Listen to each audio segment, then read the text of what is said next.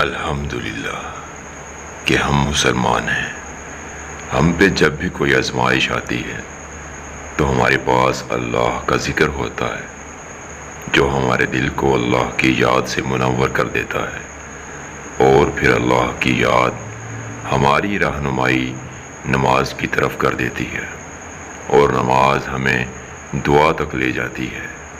بس پھر دعا مانگنے کی دیر ہوتی ہے اور صبر عطا ہو جاتا ہے۔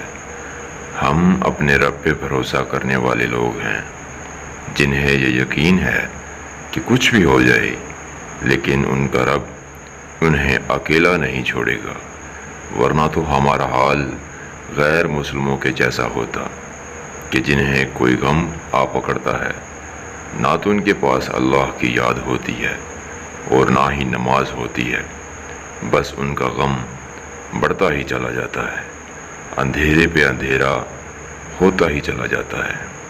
قدر کریں اس دین کی اور شکر کریں کہ الحمدللہ ہم مسلمان ہیں۔ اللہ ہم سب کا حامی و ناصر ہو، آمین۔